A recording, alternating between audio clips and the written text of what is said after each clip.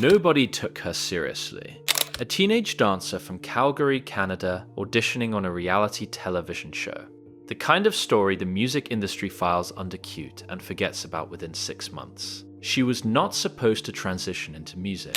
She was not supposed to build a fan base. She was definitely not supposed to sell out world tours before she was old enough to legally drink in America. But here is what the industry consistently gets wrong about Tate McRae. They kept measuring her by what she was. She was already building what she was becoming. And what she was becoming, nobody saw coming. It starts in Calgary, Alberta, a family rooted in performance from the very beginning. Her father, Tate McRae, is a businessman, but creativity runs deep in that household. Her mother is a dance teacher. Tate grows up in a dance studio the way other kids grow up in backyards. It is simply the environment she inhabits from the time she can walk. She is not just talented, she is obsessively dedicated in the way that separates people who love something from people who are genuinely built for it. By the time she is a young teenager, she is competing at an elite level in dance, contemporary jazz, multiple disciplines, and winning. Not placing, winning. Against competitors who are older, more experienced, and training in cities with far more resources than Calgary, Alberta provides. At 13, she auditions for So You Think You Can Dance on the Young Dancers edition. She makes it further than almost anyone her age has any right to make it, finishing as the 3rd runner-up on the entire show. She is 13 years old, performing at a level that professional adult dancers study and dissect. The dance world knows her name immediately. The music industry does not know she exists. But Tate McRae has never been only a dancer. Even while she is competing on national television, she is writing songs in her bedroom, recording rough demos on basic equipment, building a completely separate creative identity that she has not shown the world yet because the world has only ever asked her about dance. She starts uploading original music to YouTube quietly. No label, no marketing, no industry machinery behind it, just songs she wrote herself posted directly to the internet to see what happens. What happens is that people listen, then they share, then they come back for more. She signs to RCA Records in 2019, one of the most powerful labels in the music industry. While she is still in high school, she is not signing as a dancer crossing over. She is signing as a songwriter with a genuine artistic voice that the label hears in those early demos. The distinction matters enormously because it means she enters the music industry with creative credibility rather than novelty value. She releases Tear Myself Apart, I Used to Think I Could Fly, One Day. Songs that are emotionally sharp and sonically polished far beyond what anyone expects from a teenager in Calgary who most people still primarily associate with a reality television dance competition.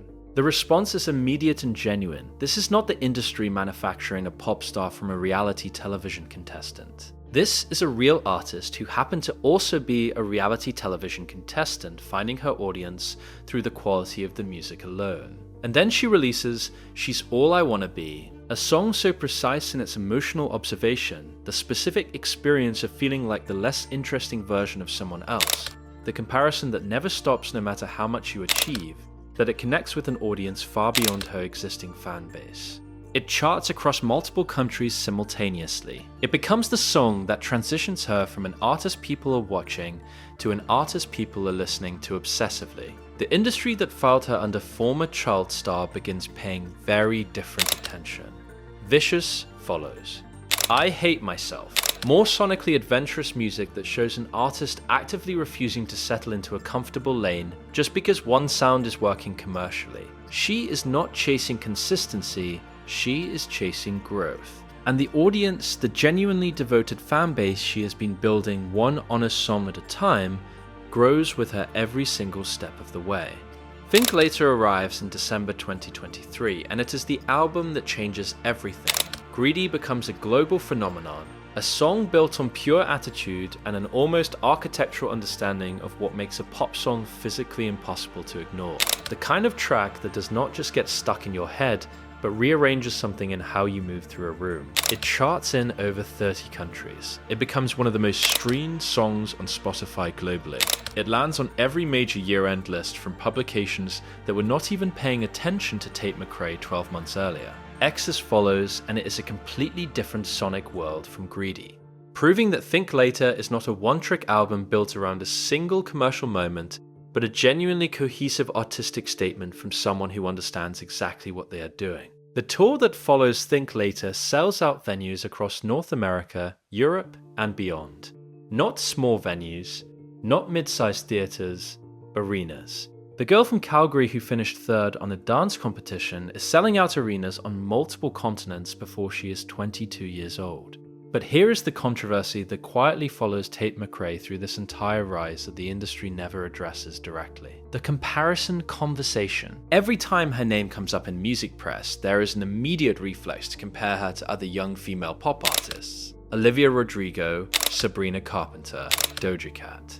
As if there is a limited number of spaces available for young women making emotionally honest pop music, and each new arrival must be measured against the ones already there, rather than evaluated on her own terms. It is a pattern the industry applies almost exclusively to young women. Male artists at her level of commercial success get discussed as individual phenomena. She gets discussed as part of a category she has never once adjusted her music to escape the comparison. She simply keeps making better work and lets the work make the argument for her.